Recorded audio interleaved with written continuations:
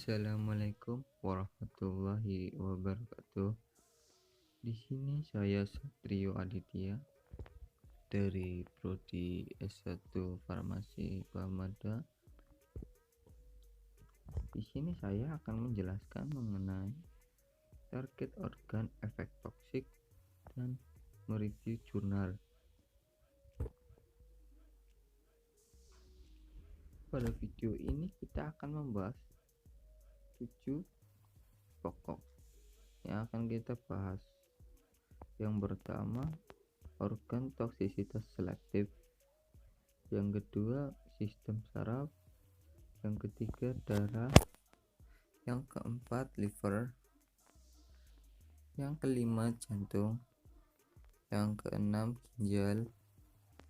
Dan yang ketujuh, review jurnal. Pembahasan yang pertama yaitu organ dan toksisitas selektif.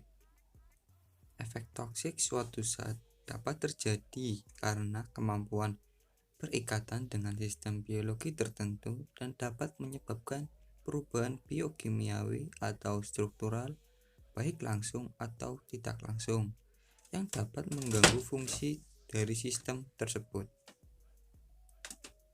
Untuk dapat menimbulkan efek toksik, caranya itu mengikat zat endogen, meniru zat endogen, terakumulasi, memblok masuknya zat-zat yang dibutuhkan sel. Penyebab terjadinya selektivitas organ ini ada banyak, diantaranya organ mengakumulasi xenobiotika melalui berbagai jalur transporter, merusak zat endogen yang sangat dibutuhkan oleh sistem biologi, adanya kemampuan mengikat organ atau bagian organ sehingga kehilangan fungsinya. Organ terpapar xenobiotika lebih banyak dari organ yang lain. Organ mempunyai enzim-enzim yang sangat penting dan rentan terhadap adanya zat asing, merupakan tempat metabolisme xenobiotik, dan merupakan tempat ekskresi xenobiotik. Timbulnya efek toksik karena zat meniru zat endogen dimanfaatkan oleh manusia untuk membunuh mikroba patogen.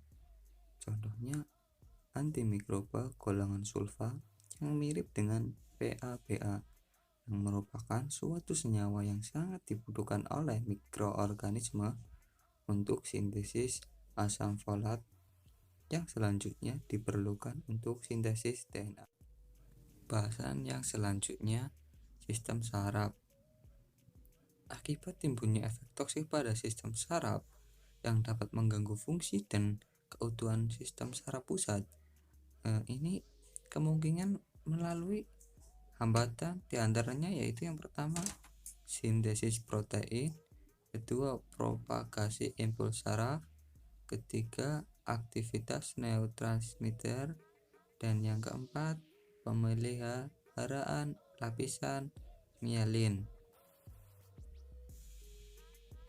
Zat toksik dapat merusak sistem saraf ini melalui dengan cara yang pertama blocking agents, kedua depolarizing agents, yang ketiga stimulan, keempat depresan, 5 antagonis reseptor, 6 penghambat asetikolinesterase, 7 anoksia, dan yang terakhir zat demyelinase. Selanjutnya darah.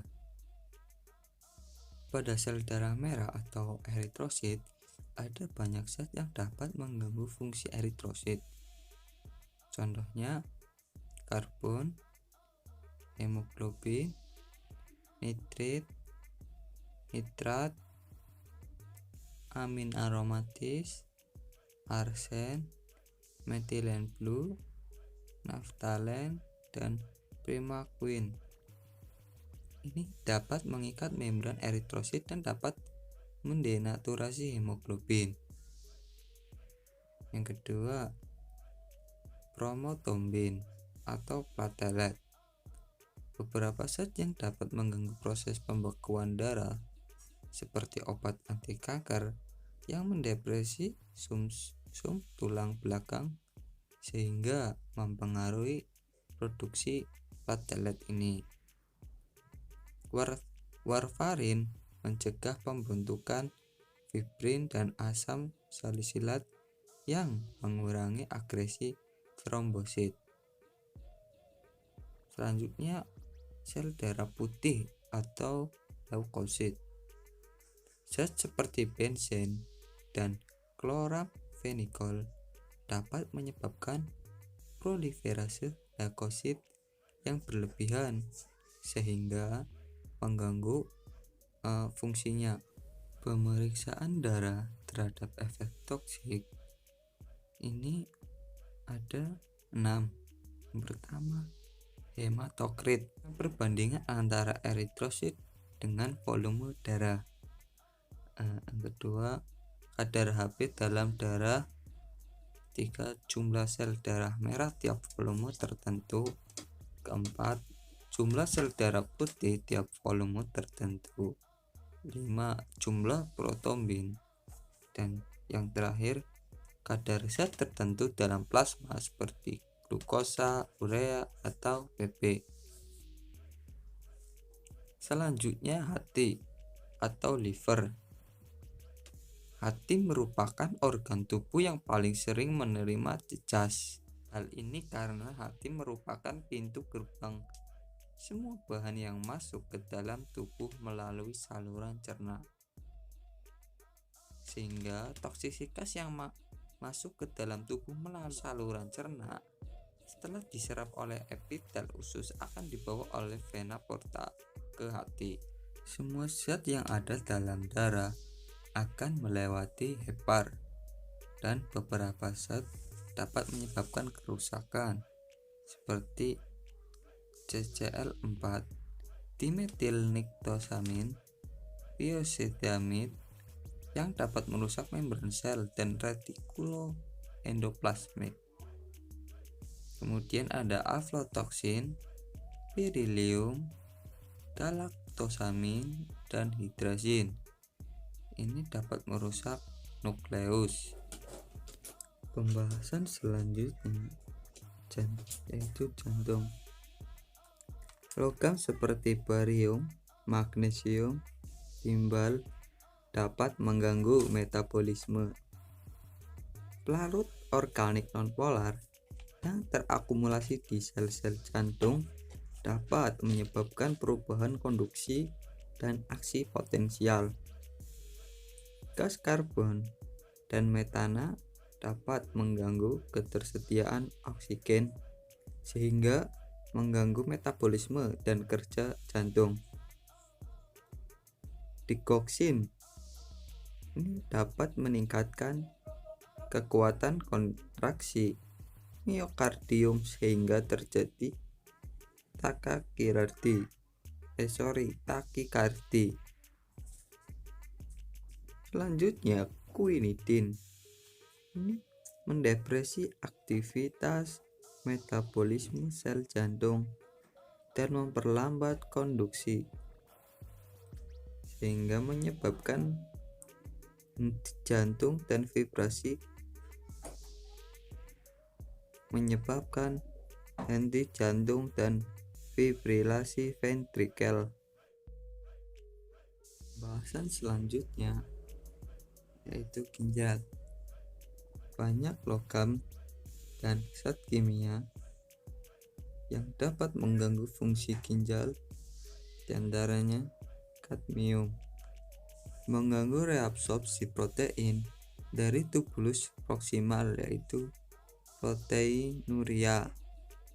Yang kedua, magnesium, mengganggu tubulus proksimal yaitu poliuria, proteinuria, anuria, edema, dan kematian. Selanjutnya Pp, ini mengganggu tubulus proksimal yaitu glukosuria, aminoasiduria, dan hiperproteinuria. Kemudian hidrogen, yaitu ini mengganggu fungsi tubulus itu nekrosis.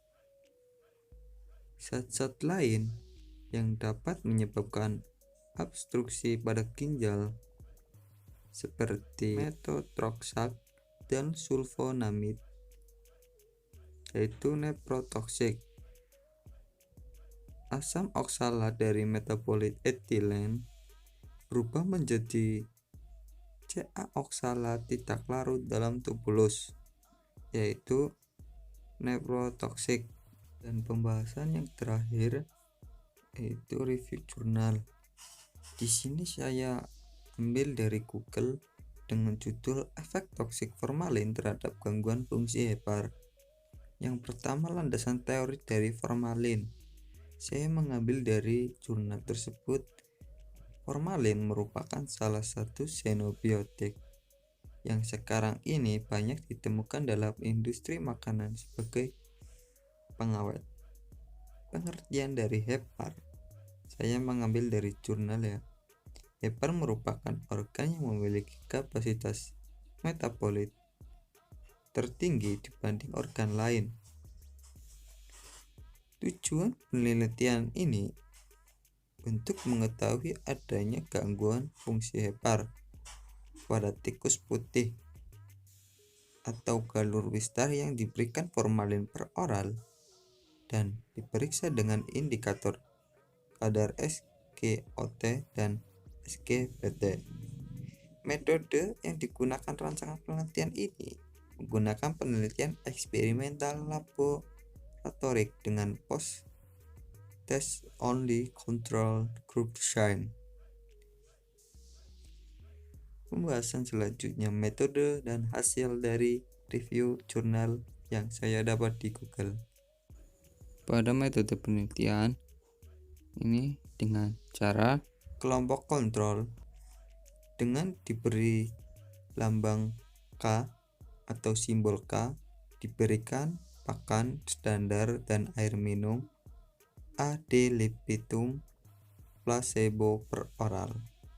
Kelompok perlakuan dengan huruf simbol P diberikan formalin dengan dosis 0,1 mg berat badan per hari. Setelah perlakuan selama 14 hari dilakukan, pengambilan darah sebanyak 13 ml dari pembuluh darah retroorbital tikus.